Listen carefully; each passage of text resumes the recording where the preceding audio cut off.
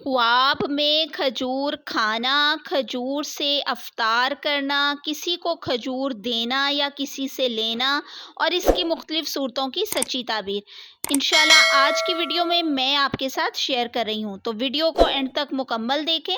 Channel پر نئے ہیں تو ہمارے چینل خواب اور تعبیر کو سبسکرائب کر لیں، کیونکہ ہم ڈیلی آپ کے لیے خوابوں کی سچی اسلامک تعبیر لے کر آتے ہیں۔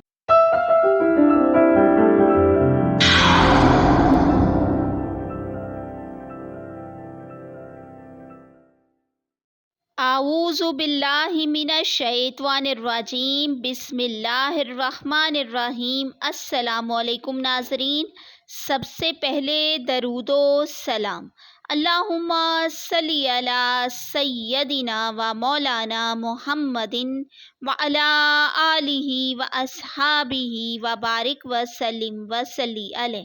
ناظرین، دعا ہے کہ اس ماہ مبارک میں اللہ تعالیٰ آپ سے زیادہ نیکی کے کام لے، آپ کی ہر جائز دلی مراد، دلی دعا کو قبول کرے، آمین ثم آمین۔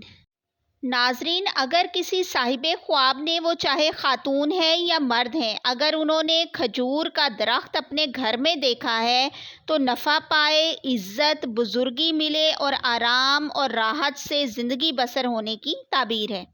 اگر کسی نے خواب میں کھجور پر چڑھتے ہوئے دیکھا ہے تو کامیابی کی دلیل ہے، کاروبار میں ترقی ہو، عہدہ پائے، عزت ملے۔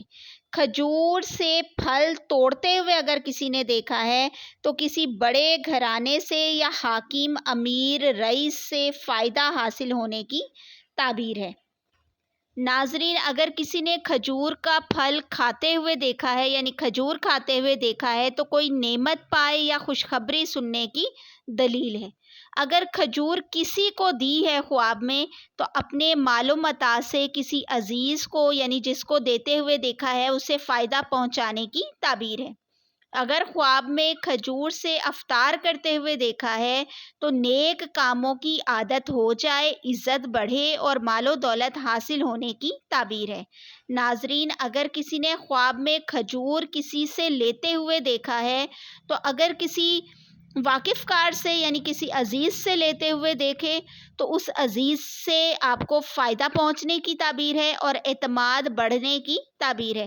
لیکن اگر کسی انجان سے دیکھے تو غیب سے مدد ملے اور کاروبار میں ترقی اور روزگار میں اضافہ ہونے کی تعبیر ہے۔ ویڈیو انفارمیٹیو لگی ہے تو اسے فیملی اور فرینڈز کے ساتھ شیئر ضرور کریں۔ چینل پر نئے ہیں تو اسے جلدی سے سبسکرائب کر لیں تاکہ ہمارے چینل کے تھرو ڈیلی آپ کو ایسی ہی اسلامک اور معلوماتی ویڈیوز ملتی رہیں۔ ساتھ میں بیل آئیکن کو ضرور پریس کریں، اس سے ہماری ہر ویڈیو کا نوٹیفیکیشن سب سے پہلے آپ کو موصول ہوگا۔